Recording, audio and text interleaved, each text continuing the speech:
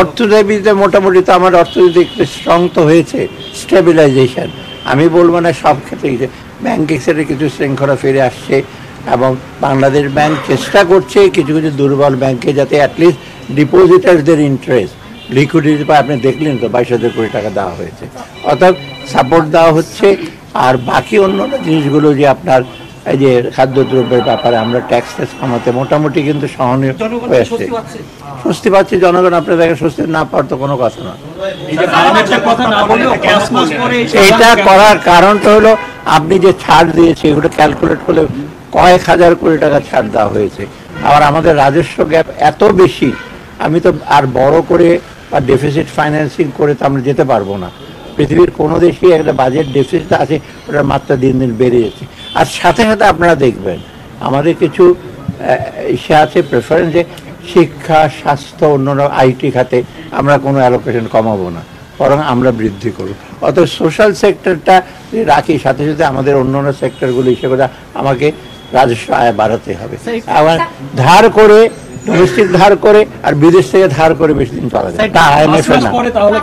IMF আমরা resource gap আমরা calculate করেছি কত টাকা লাগে। আমরা যখন ওদের সাথে আলাপ করলাম, ওরা বললো যে এর বেশি আমরা বিয়ার করতে পারবো না।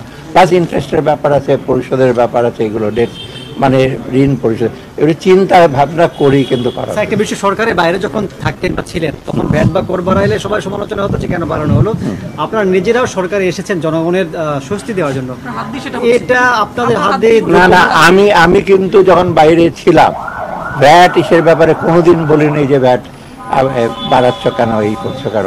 আমি বেশিরভাগ ক্রিটিসাইজ করতাম আর্থিক ডিসিপ্লিনের ব্যাপারে, করাপশনের ব্যাপারে, লোন ডাইভার্সনের ব্যাপারে, ডিফল্ট লোন ব্যাপারে, প্রভিশনের ব্যাপারে। এবং আমি বলতে 2% যে আপনার চলে আসছেনি, আমার সঙ্গে 10% ছিল, সেইগুলো আমি ক্রিটিসাইজ করতাম। এইগুলো এখন এগুলোতে করে আস্তে চলে যাচ্ছে। আপনি দেখেন 90 দিনের পর আপনার ইসে হবে। একটা পোর্শন না, সবটা না, ইউ আর রাইট, যে একটা পোর্শন আমি তো ইনকাম ট্যাক্স বাড়িয়ে দিতে পারবো না চট করে। কোম্পানি ট্যাক্স যদি আরো বাড়ায়, ওরা হাইয়েস্ট। আমাদের সব সার্বিক চিন্তা করে আমাদের আস্তে আস্তে আমরা ইম্পোর্ট কমে যাচ্ছে, ইম্পোর্টে যে আমরা ইনকামটা পেতাম, আমরা এখানে চেষ্টা করি ডোমেস্টিক, সব চিন্তা ভাবনা করি আমরা এটা করি।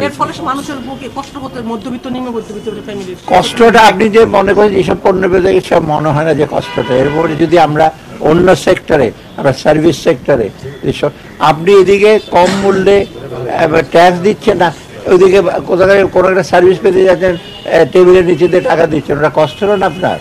ওগুলো তো কমবে। এগুলো দেখতে হলে বাজেটটা কিভাবে একজন ইসে করে।